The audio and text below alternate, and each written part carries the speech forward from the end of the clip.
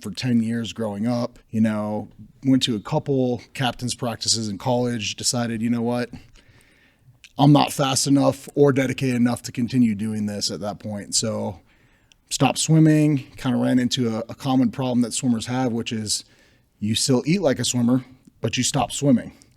Leads to a little bit of weight gain. So that's when I got into lifting and kind of found that as, my new outlet, way to stay active, and dabbled in the powerlifting, but decided ultimately that I just enjoy lifting weights, and, swimming just kind of found its way back to me.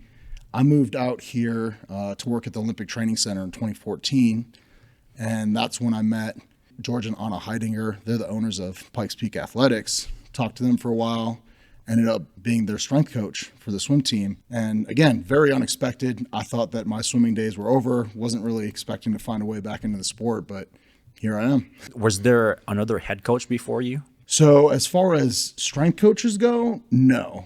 I essentially developed the program. I remember the first week I was talking to the owners. I was like, so what are you looking for? And they gave me a list of movements. They're like, do stuff like this. And I was like, okay, this is where we're starting. Team was much smaller then. We had practice sizes of 5 to 12 kids, 3 groups. It was pretty small, but they really believed in the strength piece of it, and they wanted to have someone to lead it. So when I found out they were looking for a strength coach, I applied, got the job, and kind of started to build the program from scratch, essentially, which was interesting, but it was such a cool experience because I knew the sport and I knew, the demands, and I just had to kind of figure out, okay, how do we make this work with what we got? Because at that point we were just in a corner of a CrossFit gym, and they said, yeah, here's some floor space. You can use some boxes if we're not using them. Good luck. What kind of stuff were you doing? At that point, we were doing a lot of Tabatas, a lot of circuits, a lot of kind of high intensity, high heart rate stuff. Again, it was really difficult because we didn't know what we'd have available based on any given day. We were paying very little to use the space. It was kind of like a friend of a friend thing. So some days we'd be on the concept twos and we'd be rowing. Some days we'd be doing box jumps. Some days we'd actually have access to barbells and we'd have them kind of learning how to lift. But any given day, you just didn't know what you were going to get. So I'm guessing the program's vastly different now, right? Yeah, so it's really evolved. We were there, I want to say, for about 2, 3, maybe 4 years before we moved out and we got our own little, I'd say kind of like a studio gym set up. Got a rack in there, got some barbells, got some boxes. Program continued to grow, started to get more and more equipment. And then when we built the facility, that's when things really took off and the team exploded, started having to do multiple practices for certain groups, brought on assistant strength coaches, and went from, like I said, 5 to 12 athletes to now we're looking at generally 15 to any north of 40, depending on the group. So the team's gotten a lot bigger, probably close to, 5 to 10 times as big as it was at the time. Because we're closing in on 300 at this point. So yeah, it's a lot, and it's been a crazy journey, but it's been really cool to see the whole process, and it really helps us and me especially appreciate what we have access to, because most swim teams don't have a strength program. And if they do, it's dry land, and that dry land is burpees and crunches. So not exactly what you need to get ready for collegiate level swimming, which is the goal for a lot of these guys. Tell me about the groups, because you mentioned this, right? Yeah. So how about let's talk about the demographics and the groups. Yeah. So the whole system is kind of feeds into itself, right? We teach swimming lessons. That's a huge part of the model is hey, we want to make sure that people know how to swim.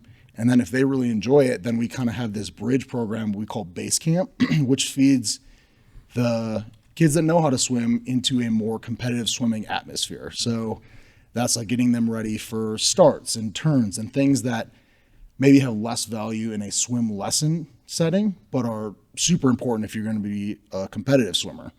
From there, we go to the true swim team, which is groups 1 through 5. Group 1, those are the little guys. I don't actually see them. They're very casual, lower level of commitment and dedication. So they have less practices. They don't do strength training. It's more of like introduction to swim team, right? Are you talking about 2 to 6-year-old kids? Or Probably just not beginners, two. anyone? Like the swim lesson program, like we've got all the way from water babies, right? So like it's parents holding their babies in the water, kind of getting them used to it. As far as the actual swim team goes, group 1, again, I don't see these guys, so I should know this, but I want to say they're probably more in the like 6 to 8-year-old kind of range. It's interesting because it's so dependent on swim proficiency and speed. Like you'll sometimes have kids that are like, I remember we've had an 18-year-old who's in group 3, right? So it just depends on, hey, are they consistent? Are they proficient in the water? Are they fast in the water? That determines largely what group they're in. But group 2 is generally 8 to 12-year-olds, again, depending on where they're at in the water.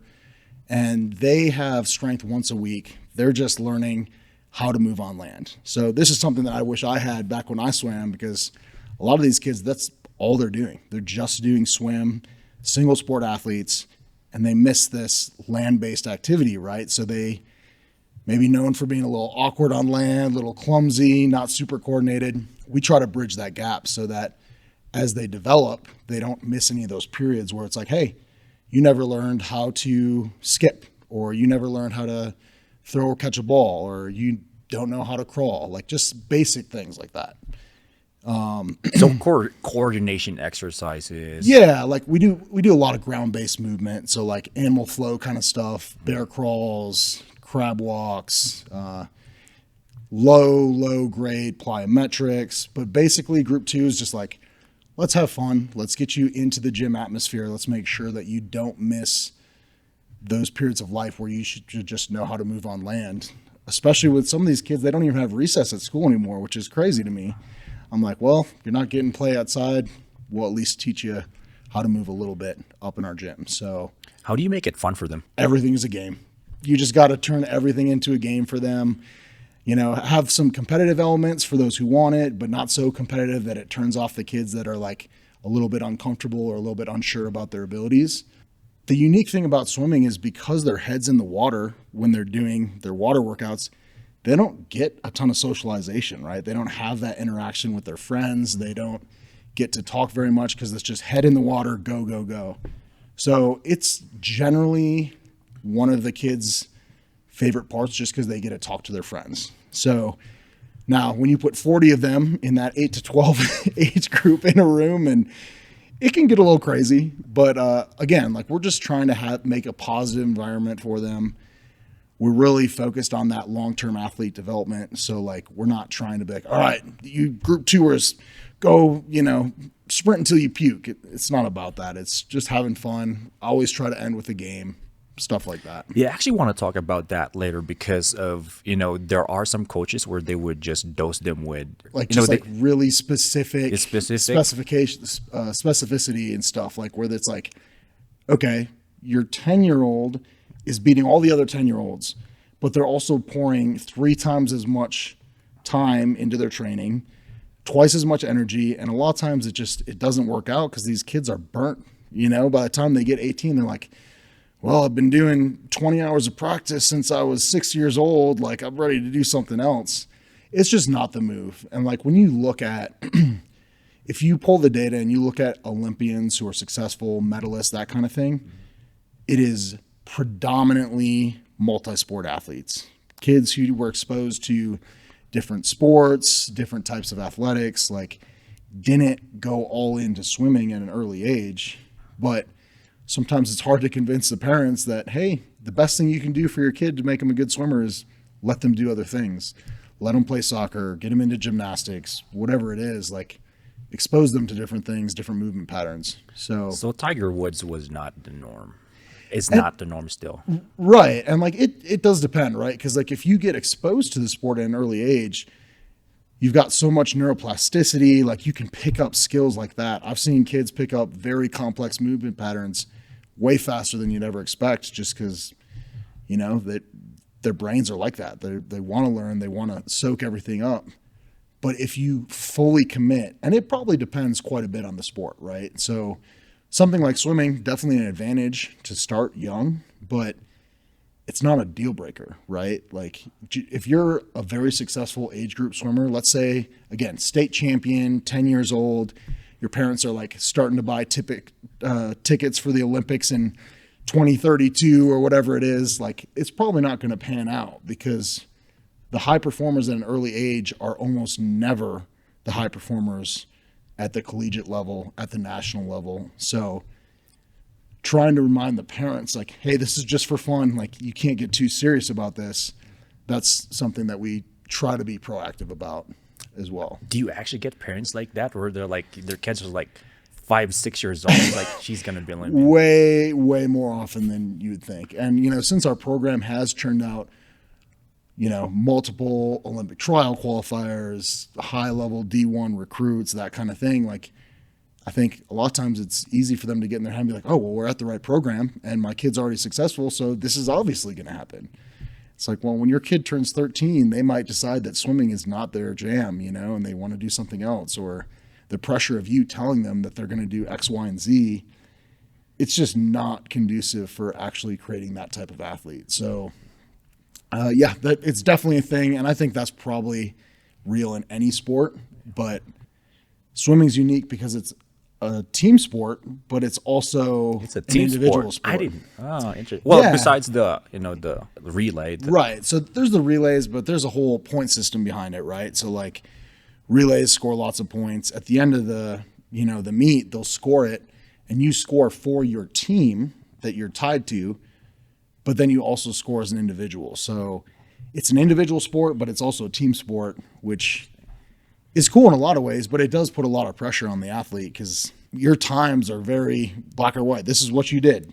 It can get in your head. So we kind of have to tell them like, this is not a linear process. Like you might have 2 years where you don't drop any time. I worked with a girl who dropped time for the first time when she was 18. She hadn't dropped time since she was 14. And then she had this huge breakthrough. So it's definitely the long game. You got to stay in it. talked about group 3. Group 3, we start getting, I don't want to say more serious, but it is a little bit bigger piece of the program. So by the time they get to group 3, they're they've got strength practice twice a week. And it's a lot of the similar things that you'd see in group 2. Sometimes the group 2 swimmers, we don't see them very often, and partially because we do encourage them to do other sports. And if they're doing tennis or basketball or whatever else they're doing, a lot of times they kind of replace the strength practice with the other sport. So group 3 has a lot of the similar concepts. Like we still do a lot of ground-based movements. We start building in some exposure to basic movement patterns. So they're doing lunges, they're doing push-up variations, they're learning how to move their bodies, hinge, that kind of thing.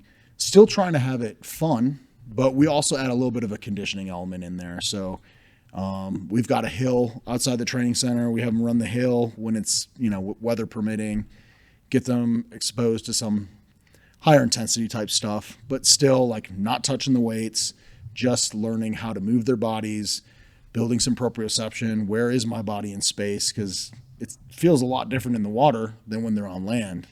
However, if you develop it in one, you can get some carryover to the other. Start working on some jumping and landing mechanics, just kind of laying the foundation for groups 4 and 5, where they start seeing a more traditional loading or strength training. When you think strength training, the barbell work and, the stuff where they're actually pushing some muscular fatigue and into not failure, but really learning how to push their bodies from a muscular standpoint. So I'm guessing groups 4 and 5 are the quote unquote real competitors at that point. Yeah, I would say so. Group 4 is interesting because a lot of times that's where, regardless of age, some people that's just where they stop. Group 4 is as committed as they want to be. There's basically just a huge gap as far as commitment level to from group 4 to group 5. But as far as age goes, there tends to be a ton of overlap. So group 4, you'll get 12 to 18 year olds, just depending on how serious they are about it and where they want to take it. But group 4 and 5, that's where we start to expose them to the barbell movements, doing some loading, that kind of thing. The biggest difference is, okay, do you want to be a swimmer? Because group 5 there's time cutoffs that you have to meet. There's more of an attendance emphasis. There's morning practice. So you got to get up and swim before school, which, there's just some people that that's not what they're looking for, right? They want to swim. They want to be part of a team. They don't want to be a swimmer all in, which is, and that's fine. That's why we have that group is you can still get really fit. You can still get fast. But if you're not doing it year round, that's where we see a lot of our high school swimmers kind of end up. Like they want to be fast. They want to be in shape for high school season, but they don't really have any college aspirations as far as swimming goes. But yeah, group 4 is where we start to teach them barbell technique, teach them some of the basic patterns. They learn how to back squat. They learn how to front squat. They learn how to deadlift. They learn how to bench press, that kind of thing.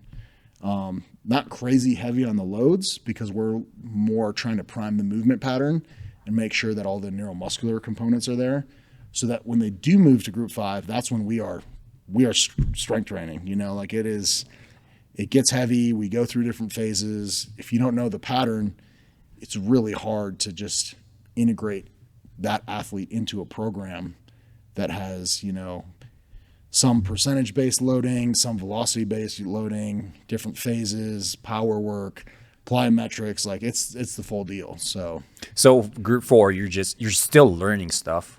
Yeah, I mean that's really the first exposure they get to the barbell. So if they're not doing stuff outside of swimming and they've never seen or touched a barbell, that's where they spend.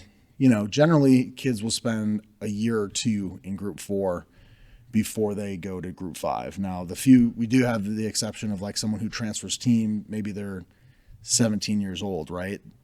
They come to our team from another team, get back into swimming, whatever it is. They might bypass group 4 entirely, depending on if they're conditioned or not. However, a lot of these kids, they've never touched a barbell before. So we got to make sure, hey, do you know how to do this? Do you know what this is? There's some school programs, right? Like, I'm taking weightlifting in class. I've seen that go both directions.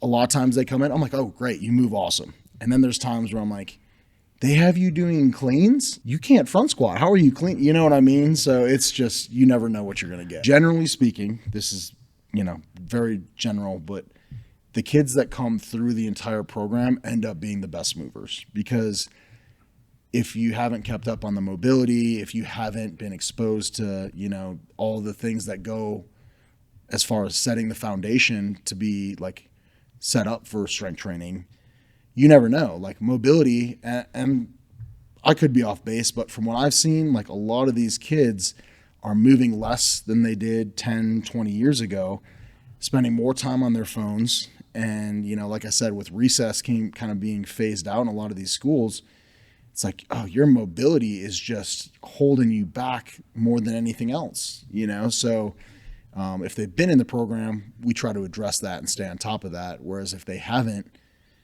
you can't do CrossFit if you can't squat, right? You can't do CrossFit if you don't have enough overhead mobility to put the bar overhead or even do a pull-up. So what kind of exercises do you give them? I mean, we're going off topic now, but like I'm just curious, what kind of shoulder mobility do you put them through? Because they're super mobile when it comes to their shoulders. Yeah, a lot of them are. So there's definitely a genetic component to that. We do screen for mobility generally at the start of the year. So short course season runs from, late August all the way through March, right? And that's what we consider the start of a year. So beginning, late August, early September, we generally try to put them through a mobility screen where we look at their overhead mobility, we look at their shoulder internal and external rotation, we'll look at their hip flexion, hip extension, hip internal, hip external rotation, thoracic mobility, things that are really good indicators because the best athletes tend to be the best compensators, right? So like, it's like, you can get your arms overhead, but how are you doing it, right? Is this completely compensatory? Because you just load a compensatory movement, you're going to fall deeper into that compensation, and it's going to be even harder for you to correct it. So we do focus a lot on external rotation, because as a swimmer, there's so much internal rotation demand in the sport that we want that to be strong, yes, but we need to make sure that the shoulder itself is stable. And if you're internal rotation dominant, you could run into issues as far as, what's pulling on what, and is your joint out of position? How are you finding that power, right? Again, it all comes back to position. So a lot of thoracic mobility, because that ties directly into the shoulder mobility. And then we try to pay attention on like internal pressures. So if you're doing a lot of heavy bilateral pressing movements or bilateral squatting, anything like that, you're going to find them compressed anterior posteriorly. And when that happens, you start to lose access to a lot of mobility. So their overhead mobility falls apart, their external rotation falls apart, their internal rotation falls apart, depending on how much of that you're doing. So we try to do a decent amount of unilateral movements. We try to spend a lot of time on shoulder mobility, but also shoulder stability, right? So training the rotator cuff, making sure that they're getting a variety of movements. And for the kids that aren't quite there yet, staying within their active range of motion. If they only have access to 150, 160 degrees of shoulder flexion, the last thing you want to do is have them pressing into 180 degrees, right? Because where are they going to find that? Probably through their spine. Yeah. So there's a lot that goes into it, and it really depends on how the athlete's built and a little bit of genetics as well. But they tend to move pretty well because we're aware of it and we try to stay on top of it. So let's go back to group 5 now. Yeah. Thanks for the tangent. But no, I asked the question. But for group 5, is this when you start tracking metrics and using RPEs, stuff like that? We open a lot of doors when they get to G5. And part of that is because when they're in group 5, they tend to be way more bought in. They tend to be way more committed. And, if I've got this program that's periodized and they're showing up, we do strength twice a week. So if they miss one practice, that's already, they're hitting half of their strength work, right?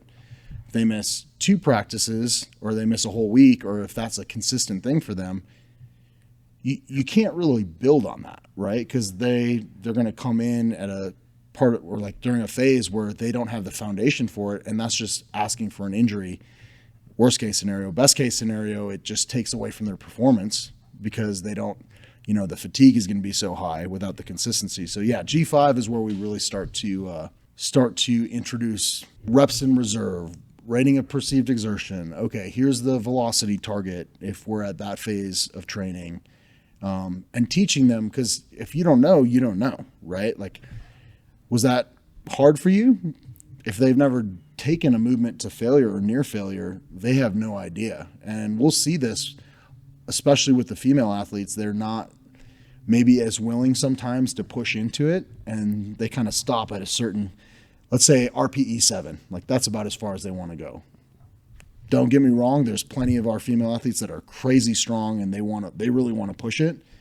In general though, it's the boys, the high school boys, that are like, nah, coach, that was an RPE 2. Like, I got more. I'm like, I just watched you fail that lift. Like, that is not an RPE 2, my friend. So they kind of learn along the way, right? But that being said, can we talk about how you periodize them? The loading, the sets. Totally. It's a high volume load. So let's start with periodization. Yeah. So we definitely, I say we follow an atypical periodization model. And the reason for that is swimming doesn't have an off season, right? Like I said, short course season, August through March, and then they tend to get, a week off, and then they go long course season kind of April through August.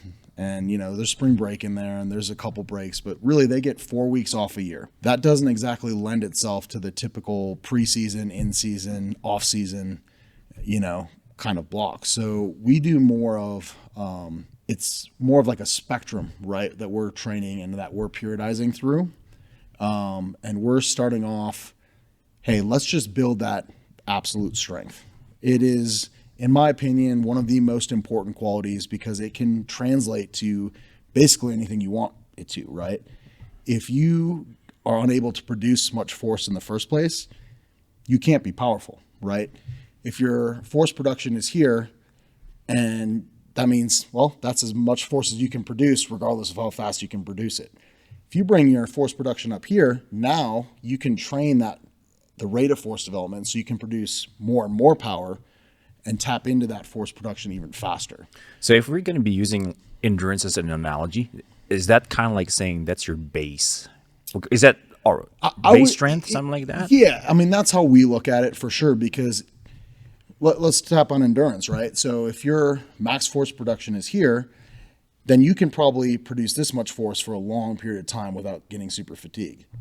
You bring the force production up, so does the endurance, right? So that goes with it. Now, you can absolutely train muscular endurance directly, but that's the thing about the absolute strength, right? Is you can translate that to power, you can translate that to speed, you can translate that to endurance, you can translate that to pretty much anything else, but it doesn't necessarily go the other way, right? Yeah, so that's why we spend a good chunk of time training absolute strength. And I've actually gotten quite a bit of pushback from that initially, mostly from parents, because they look at me and they're like, listen, I'm not looking for you to train my kid like a bodybuilder. I'm like, whoa.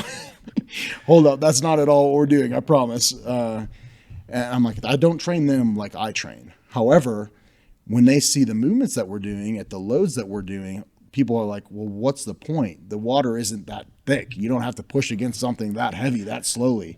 It's like, no, of course you don't. But it allows you to produce more force faster down the road, assuming that you hit the other qualities along the way.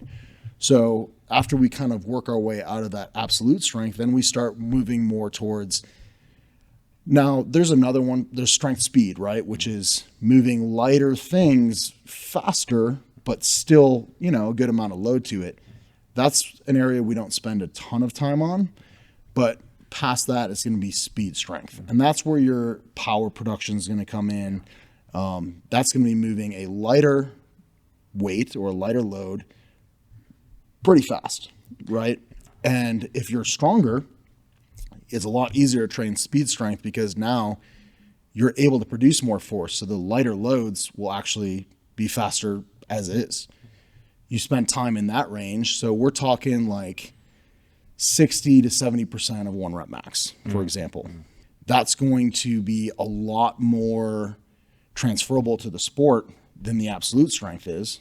However, if you don't have the absolute strength there to begin with, it's like that ceiling is so much lower, right? So you train in that 60 to 70% zone. Now they're getting good power output.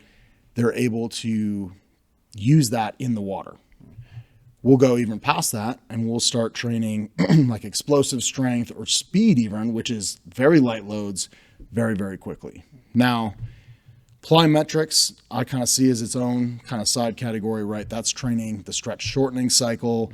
That's training the stretch reflex, right? So that they can come into the wall for a flip turn and that calf and that ankle complex is loaded and then quickly deloaded. That's free energy because when you stretch that muscle, there's elastic energy that gets stored there and you can, boom, explode off without having to actually exert. You don't have to produce that force, right? It's kind of like a passive boost to your race. The only way the tendon is going to get strong enough to hold that kind of load, guess what? Back to the absolute strength, right? So it all ties back together. We do keep jump training, plyometrics, medicine ball, explosive work kind of throughout the year because it's not like they just have one meet, right? They're competing several times throughout any given season. Short course season, they tend to end with like a focus meet. That's what we periodize towards. So absolute strength, then we get into kind of the speed, strength, and power, and then we kind of get into like a peaking protocol, which is going to be high intensity, speed-based stuff that's low load. It's just moving it as fast as they can. That's where you're going to see Olympic lift variations. That's where you're going to see more emphasis on medicine ball slams, that kind of thing, with plyometrics throughout, depth jumps, so many different variations of box jumps. We're just trying to maximize output, minimize fatigue, so that they go into that last meet and they can just absolutely crush it. what's the percentage of going from absolute strength and then to strength, speed, and then power and then explosive? So you can base that in terms of percent of a 1 rep max. You can also base that on the velocity of the bar for those given movements, right? Now, something like a dumbbell movement might be a lot harder to track that velocity, but to kind of break it down, absolute strength, you're looking, generally speaking, a lot of these ranges are subject to, there's some variability there, but absolute strength generally 85 to 100%. So they're lifting pretty heavy, and there's certain adaptations that only occur in that range. Like if you're looking for a tendon adaptation and you're moving 20%, it's not going to happen. You know, I mean, I can pretty much guarantee that. Even plyometrics really don't cause any structural changes to the tendon. That's got to come from heavy lifting, and there's very specific conditions that have to be met to get that adaptation. But absolute strength, 85 to 100. Strength speed is going to be in that probably 70 to 85%. And then somewhere around 70% is where you'll see optimum power output. So 70%? About, you know, and it depends on the athlete, because when you're looking at power, it's force times velocity, right? So you could have really high force output with a kind of medium velocity output, and you could have a certain power, but then you could flip that and get the same output. Which of those is going to be more applicable to your sport depends, right? Something like rugby, where there's going to be a lot of force behind those hits, you probably want to be kind of emphasizing the force side of it. Something like swimming, where you're fighting the water, yeah, probably more on the velocity side, unless you're swimming through molasses, right? Yeah. So power tends to happen around that 70%. Now, again, a lot of variability on the movement, a lot of variability on the athlete. Generally speaking, though, that's about where that happens. Then we're going to shift into speed strength, 60 to 70, 55 to 70, that kind of range. And then the explosive strength and speed, we're talking like very, very light loads. A lot of times you don't even necessarily want to use percent 1 rep max, because I find the most variability there. Those are the types of strengths that are largely neurally driven, right? It's the neuromuscular pieces that really function. Like with my distance swimmers, for example, I can be at 50%, 20%, or 10%. And a lot of times they're moving that thing as fast as they can, and it's the same exact output, right? So they have to get that neural development. They have to feel the contraction speed. They have to train the nervous system to adapt more than anything else. And that's why velocity-based training can be such a great tool. Yeah, let's talk about that. How about let's start with what it is. Yeah. So velocity-based training, it's a newer application to strength training. I want to say it's actually a Soviet origin. They were playing with velocity-based training probably in the 80s, somewhere around there. Slowly gained popularity, and I'd say around 2008 to 2012-ish is when it really caught on. And basically what it is using a device to measure the speed of the barbell to determine which quality of strength you're really training, right? So that ties back to the absolute strength or explosive strength, speed, that kind of thing. So the really heavy, really slow stuff, you're looking at like 0.3 meters per second is kind of where that bottoms out, which if you've ever seen a barbell move at 0.3 meters per second, that is crawling. That is someone doing a deadlift where you're like, I'm not sure they're going to lock that out or not. But then you get to like ballistic movements or Olympic lift variations, and they're moving over 1.3 meters per second, completely different. So it's just a way of training that uses bar speed to determine one of two things. You can use it to auto-regulate an athlete, and that's basically saying, hey, they're under a lot of fatigue right now. Let's base the load on the speed rather than a percentage of their 1 rep max. Because you know how it is, a percent of 1 rep max, it's better than just going blind. Right. But some days, if you're fatigued and you're supposed to be hitting 70% and 70% feels like 90%, maybe you shouldn't be at that 70% for that day, right? That might be a good day to call an audible and pull out 60% so that you're getting a similar training effect. Yeah, because I've known some programs, they would say, like, they would write next to it, like, recommended RPE, but RPE is just so subjective. And when you add that objective number, it's way better. And that's just it. It really does. you can't lie, right? Like if I'm asking a 16-year-old boy, is that heavy? Is that light? Like RPE, RIR, what is it? I'm going to get all sorts of answers, right? But when I say, hey, you can only move a weight that you can move over 0.8 meters per second, well, two things happen. One, the intent, it goes up, right? Because when they can focus on something rather than just the weight on the bar, they suddenly become a lot more, they'll accept the weight a lot better than if, oh, well, Jimmy's moving 130. They stop caring so much how much weight was it. They start thinking, how fast did you move it? So it gives them a different focal point. It gives them something else to think about and focus on, which is incredibly valuable as a coach, because a lot of times ego lifting is a thing at any age, but it is extremely common in teenage boys. Not to throw them under the bus too much, but that's just where I see it the most. You put the velocity tracker on there, they're focusing more on speed. Everyone wins, right? Because if you're doing a movement that is largely power oriented, for example, you've been coaching long enough, you can see it, right? Like that moved really fast. Like I'll say that all the time, even without a velocity tracker, because I've seen thousands upon thousands of reps of these movements. But you throw the tracker on it, you got an objective number. You know exactly, hey, this kid is really beat up, or this kid's feeling fresh today, or that's the right load for the given quality that we're trying to train. Yeah, I'm guessing because of the number two, you can have like, you can see their rate of performance or their rate of improvement week by week, and then you can adjust it. If they're going slower, like you probably need to like lower the load. Yeah, and like, so week by week, there's a lot, the interface for the velocity-based training has come a long way. GymAware, I would say, is kind of like the gold standard at this point. And they've got the tethered units with the actual cord, which tend to be a little bit more accurate. We use the laser-based Flex hardware, which is, it's laser-based. There's a reflective mat. It's pretty accurate. It's come a long way, quite as accurate as the tethered units. Those run about $5,000 per unit, and then you need an iPad to run it on, and turns into a whole thing. Now that market has exploded, and almost any collegiate gym has some kind of velocity-based training hardware. They've done it with cameras, they've done it with lasers, they've done it with accelerometers, lots of different ways to get that data, right? It opens a lot of doors as far as training options go. The fact that it's become more affordable is really cool, because it really is a great asset to have. Where does strength endurance come into play? So, and that's the interesting thing, right? So when you look at a swim team, you've got endurance athletes, you've got middle distance, you've got the sprinters, and then you also have 4 strokes. So it's tough, right? It's tough to write an overarching program that really addresses the needs of all the different subsets that a swimmer can be.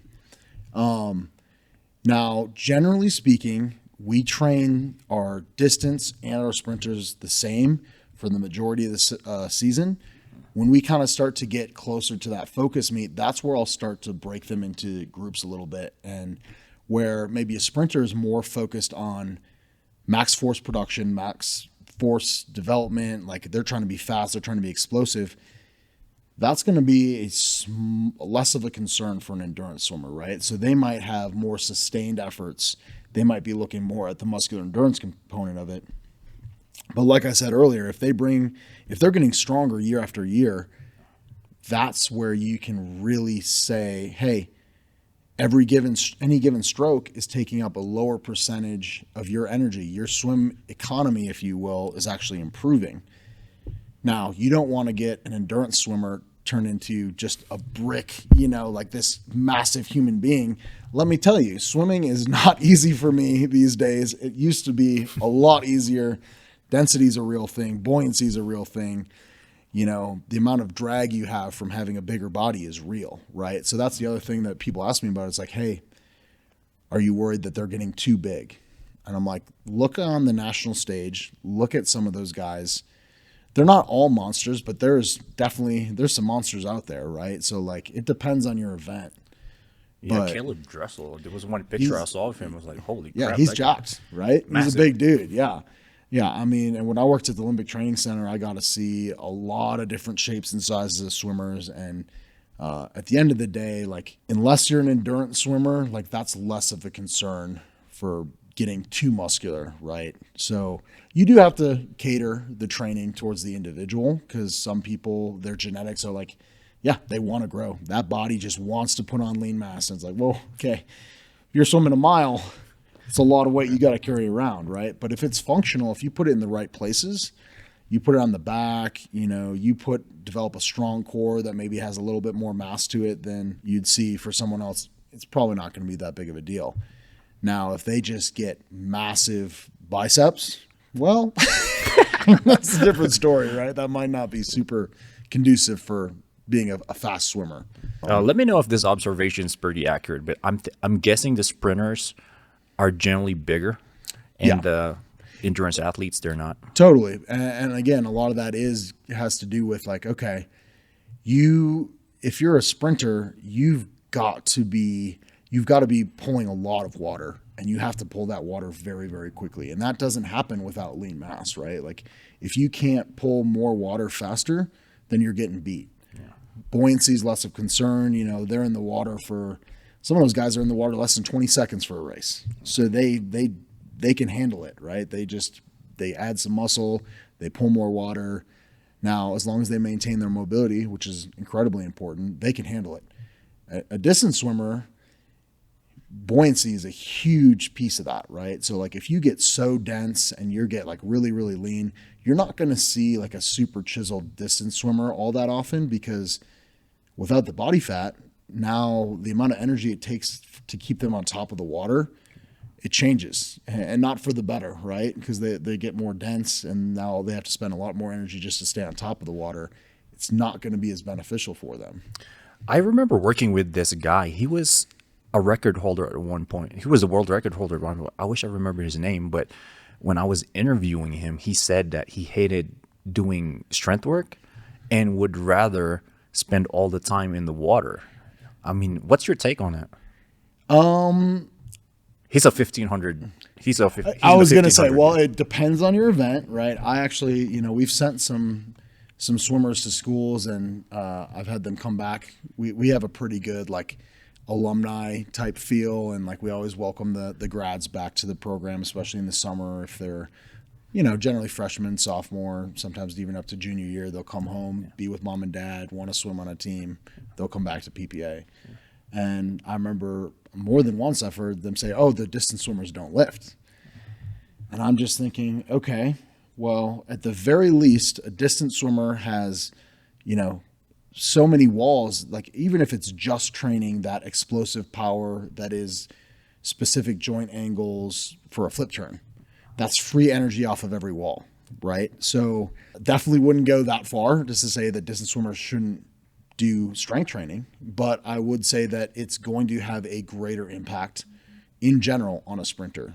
You won't find all that many super high level swimmers, high collegiate, national level, like that don't do strength training. At this point, I would argue that you'd probably find very, very few. And those are probably the genetic anomalies, right? They've got the levers built for it. They've got huge lungs. The proportions are perfect.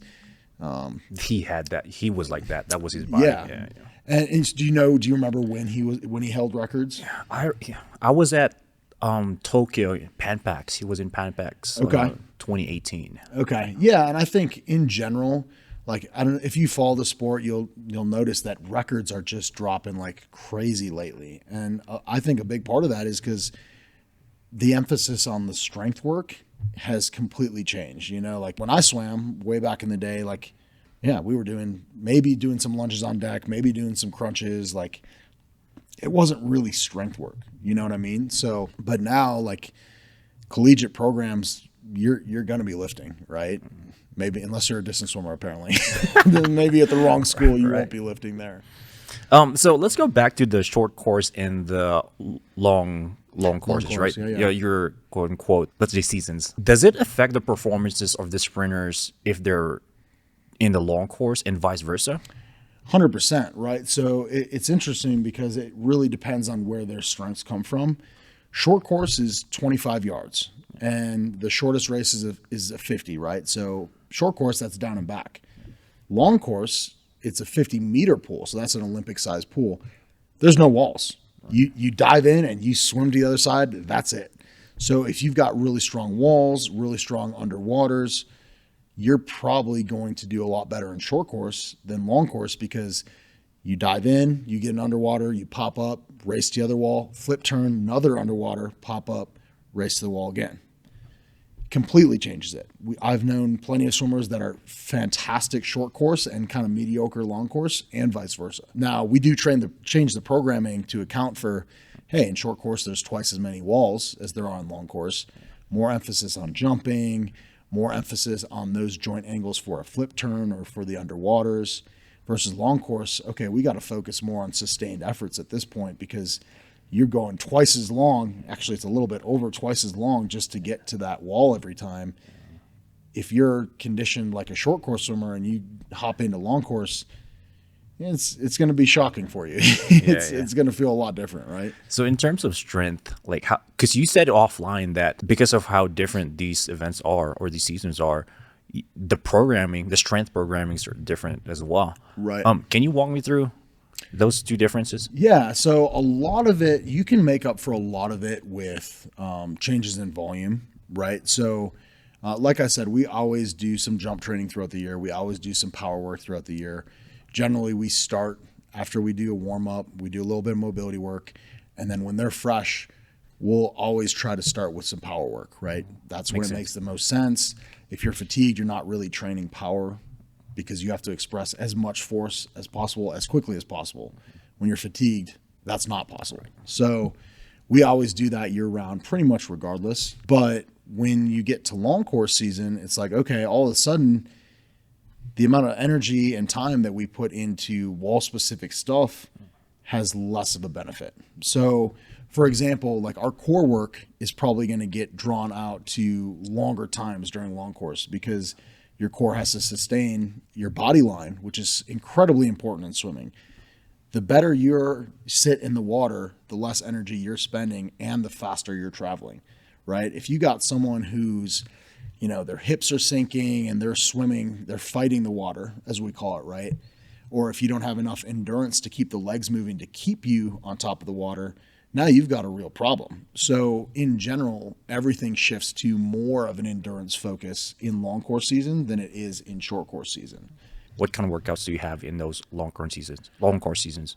I would say that there's a greater emphasis on upper body, right? So we put more emphasis, we put more volume into the back, into the lats. We put more emphasis into the core.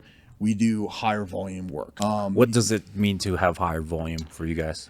Yeah, so it does depend a little bit. Are they a sprinter? Are they a distance swimmer? We implement cluster sets a lot. So let's say we're trying to hit 20 reps, just throwing a number out there, right? Maybe I want that sprinter to hit 4 sets of 5 with some small rest in between to keep the output high. Whereas a distance swimmer, I'm like, go for it. Just hit those straight. Maybe we bring the intensity down a little bit, but we have them do those continuous because they have to get that adaptation, right? Now, I'm a pretty big believer that some of that stuff is so specific that it has to happen in the water, right? There's some things that swimming in general is a hard thing to program for because, okay, now we're on land trying to train for a different medium where, gravity, everything has changed, right? The positions that you can get in the water are not easy to obtain on land. There's definitely more of a shift towards higher volume sets, more reps in any given set, longer periods of sustained effort in the long course season. And then, more of an emphasis on shoulder endurance for sure. So if you've got to go, let's say you're swimming a mile and you've got half as many walls, when you really think about it, that means that in long course season, you're swimming a lot more because you can get up to 15 meters underwater. And that's really where the sport has kind of started to shift to, is like the underwaters are what win races, especially the shorter races, but now even more so into the longer races. If you have half as many walls, that means half as many 15-meter segments that you can drop from the race. So endurance becomes really important. Shoulder endurance becomes very important. Core endurance becomes very important. So I would say in general, it's just shifting to longer bouts of core, more volume for the shoulder. So we'll train the shoulder, all the planes, right? And we'll hit them where they'll see a certain delt complex. When you say planes, you're talking about anatomical planes, right? Yeah, exactly. So, and part of that comes back into maintaining mobility, right? Because again, if you're only training in one plane, your body's going to adapt to that plane. You're going to start to lose mobility. It's going to cause a lot of compression in areas that you don't want it. Yeah, they call us CrossFitters sagittal plane warriors. We're the sagittal plane all the time, or power lifters and weightlifters. Same thing. Yeah. And at first I was like, well, yeah, that's the plane that we're working in. And then over the years, I realized, there's more. It's not just it's about the stability. It's about maintaining anatomical structure. It's about maintaining internal pressure on the system. It's about overuse. It's about so much more than just, well, I'm not swimming sideways. Like, why would I train sideways, right? Mm-hmm. So, yeah, that's definitely a big piece of it. You want to take a break real quick? Sure. And we are back. Chris, can you talk about the importance of sleep? Because I know a bunch of people are referencing, a while ago, people were talking about sleep for health, but now studies are coming out about where they're using sleep to improve performance. Totally. I mean, in my eyes, those two things go hand in hand, right? If you're not healthy, you're probably not going to perform as well as you could in the first place.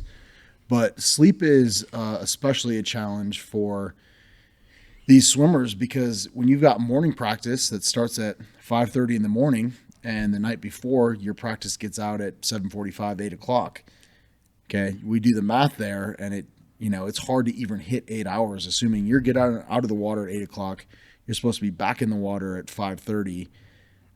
That's just, was that 9.5 hours between those two bouts? That's not accounting for eating when you get home. That's not accounting for the drive to or from. That's not accounting for homework.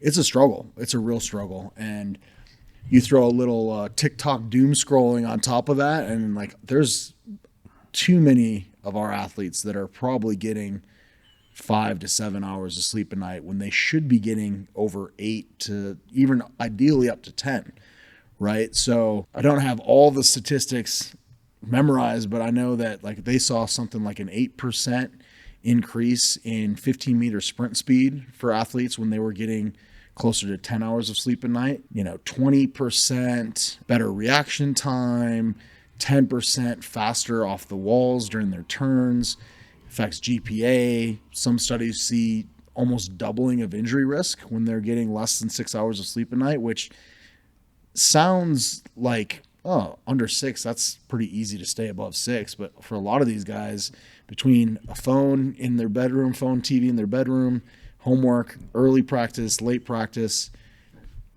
I think that's probably closer to the average for our team than 8 to 10, unfortunately. So I'm always trying to encourage them, hey, you sleep, you're going to recover better, you're going to feel better, you're going to do better in school, you're going to grow more. But they'll hear it for a while, and then kind of just fades off into the back of their minds, and we got to talk about it again. So it really is tough. Yeah, the thing that made it compelling to me, when the difference between a first and a second place is that 1% or even at 0.5%, and then you're citing studies where it has 8% improvement. Totally. Yeah, that's giving yourself an insane advantage. Huge, right? You look at, if you could put all of the benefits of sleep in a pill and advertise it, it would probably be banned as a PED, right? Because it's double dose that. Yeah. It really is impressive how much of an impact it has on your performance, your well-being. Every element of your life is affected by sleep. And I think one of the reasons that I'm so passionate about that is when I first moved out here, I was a full-time student at UCCS. I was working a full-time job at the Olympic Training Center. I was also coaching. So I was averaging about 4.5 hours of sleep over a 3-year period. I had the trackables that averaged that out. And I was like, for 3 years, I averaged 4.5 hours of sleep at night. Let me tell you, I was a very different person. I was a very miserable person. Sorry for anyone who knew me during those years. I was not the happiest camper around, but it just showed me. I was like, wow, this is so important. And, my lifts all went the wrong way. My body composition went the wrong way. It's just one of those things that you really have to make a priority. And the athletes that are really serious about their goals and aspirations, they will. And those who aren't, well, TikTok and Instagram can keep you up as late as you want them to, right? Yeah, exactly. So yeah, if you don't want unfair advantage, you don't get enough sleep. Right. Yeah. If you want to play on hard mode, just sleep a little bit less and everything gets harder. All right, so let's talk about coaching, because you're the head coach for strength, but you also have to work with your other coaches, with the coaches, the water coaches. Right. But before we talk about that, I actually want to. There's something I'm curious about this, because you got 2 Olympians on staff, you got former elite athletes, so you got coaches there who've developed national level swimmers as well. What's it like working with high level coaches like these? I mean, it's really cool. So like, I'll be honest, like I got a little bit desensitized to it when I first started working at the OTC. I met like all these famous coaches, all the Olympians walking around is just the norm. Like, oh, there's Olympian. It's like, it's not a big deal. Just Olympians everywhere, which is absolutely is a big deal, right? It's not normal, but so I kind of like got used to it in that sense. But working with them side by side, it's really cool because it gives you a greater sense of how work ethic in sport can actually tie back into your career, into your profession in a serious way. Like, one of the things that makes Pikes Peak Athletics stand out is the high level of coaching and the high level of athlete development and like having that atmosphere, right? Because, we always say a rising tide lifts all ships, right? So like you've got that national teamer in the water. Now everyone from the ones who are trying to barely stay alive and make the interval to the ones who are also like gunning for that top spot on the team, they all are going to get better because they are exposed to that next level. Like when you don't see that, it kind of doesn't seem real, right? It seems so out of reach. When you've got someone who's performing at that level in the water next to you, it really helps push you. And then when the person that's on deck telling you what to do has competed at that level too, you're like, okay, they know what it takes to get there. They've lived that, right? So I think it really inspires the athletes, but it's also really cool for me because, I mean, like I said, these coaches, they're grinders, man. Like they know what needs to get done and they'll do it. Like, Yeah, because I was looking at the staff and I'm like, these guys have really good credentials. Yeah. They're pretty impressive. I know it makes me feel like a little unworthy at times. Oh, no, 'cause you're I'm pretty like, good. Olympic nothing. No, But again, like you spend enough time around those types of people, and I really do think it elevates you to another level. So how do you make sure that you guys are on the same page when it comes to your programming and their programming? there's an art to it, I would say. It's not just like you can quantify either one and then just come up with this perfect formula. You've got kids with different levels of athletic ability, with different genetics, living different lifestyles. So like trying to find that balance where everyone is successful is really difficult. And that's where, again, a lot of times you have to train the athlete. You don't train the team, right? So we meet every single week. We talk about programming. We talk about, hey, where are their heads at? What big life events? Is it finals week? Okay, maybe we need to back off a little bit. Is there a bug going around? Okay, let's make sure that we don't crush them so hard that their immune system's in the gutter and they can't fight it off. So there's a lot of things that go into it. And even just developing the program in the first place took years, like trying to find that balance, working very closely side by side with the water coaches. And there's still some times where we get it wrong, like we're like, oh, I think they can't lift their arms, coach. Maybe we can. I'm like, okay, Roger, we'll modify. And that's why the weekly meetings are so important. But even beyond that, if I've got a second or, I'll pop down on deck, just chat with the coaches, get eyes on the swimmers, see how they're doing. A lot of times the water coaches will come upstairs and do the same thing in the strength room. So having everything at one site, having a strong line of communication is just so important and just really makes our program stand out. Mm-hmm. So how do you integrate new science to the program? Is there some sort of a continuous education for you or them that you got to stay on top on? Continuing education is just built into my life. Like I really enjoy it. When I'm reading for fun, and when I'm reading for fun is the research and the newest trends and that kind of thing. I'm kind of just a nerd like that. I really do genuinely enjoy it. So yeah, we do encourage continuing education for all the coaches. There's been several occasions where PPA has sent me to a conference through a mentorship, through a continuing education opportunity on their own dime, because they invest in their coaches. They want their coaches to be up to date because we're continuing to put out high-level swimmers. You got to stay with the times, right? You got to know the science. You got to know how things evolve and how to adapt with it. If you're still using training, modalities and applications and programs from 30 years ago, I mean, swimming has changed so much, even since I swam, 20 years ago, where it's not just volume based anymore. When I swam and when a lot of our coaches swam, it was, well, the more volume you can do, the better swimmer you're going to be, and much less of an emphasis on technique. So yeah, we definitely encourage that. It's a little bit different for me, since in the weight room, if I find something that's interesting, that's a little bit outside their scope. So I'll probably play with it. I'll pitch it to them, ask if anyone has experience with it, and then, give it enough time to see, is this effective, but never get married to anything, right? Like, date an idea, but don't marry the idea, because you never know, like maybe next year when you got a different group of kids, that's not going to work.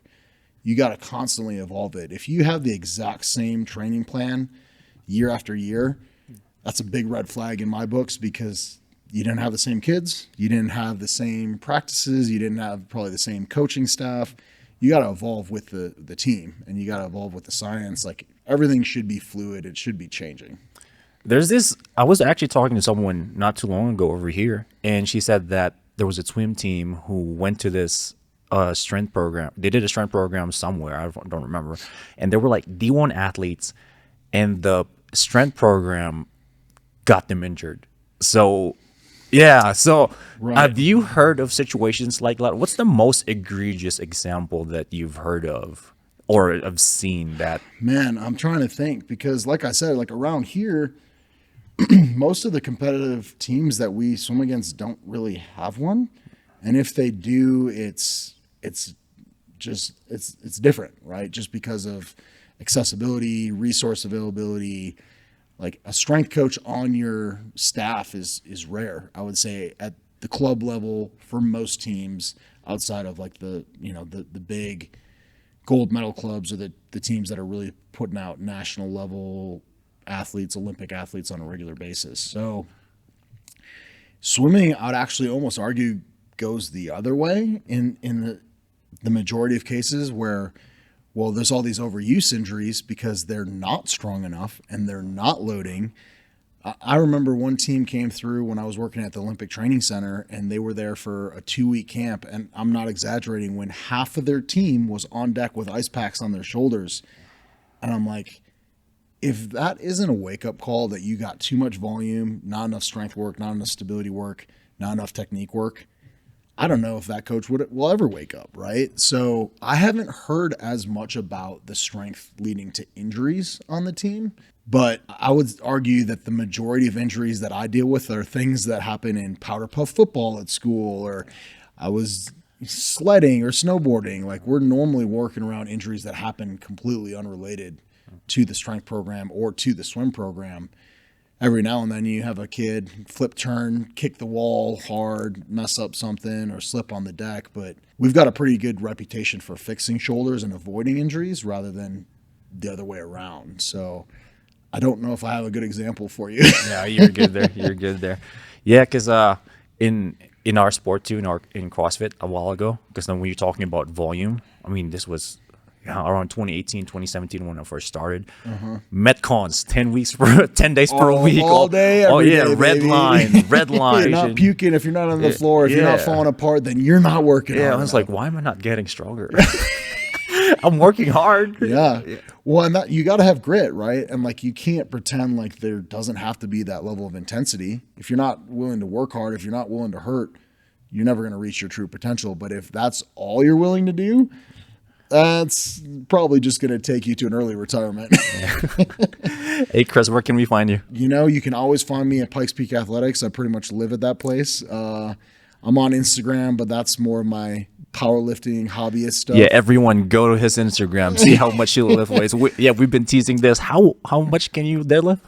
So I think the most I've hit 807 for a double, but that's with straps, which basically means that it doesn't count in the powerlifting world. I've hit a 520 bench. I've been messing 520 bench? yeah, a while back. I at this point, man, I'm just like What's your switching back squat? things up. What's your back squat? Back squat, hit a 675. In competition, I'm not sure if I got quite that high or not, but squat's always been my Achilles heel, man. Like that one just doesn't feel natural for me. I'll deadlift and bench all day, any day.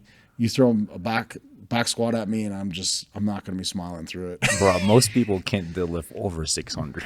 So Yeah, that's very impressive. I think some people are just built for it, man. You just got to do it, be patient. Hopefully your back doesn't explode. And in the long run, like you'll get strong, Yeah. Hey, Chris, thanks for coming, man. Hey, appreciate it, Clint. Thanks, man.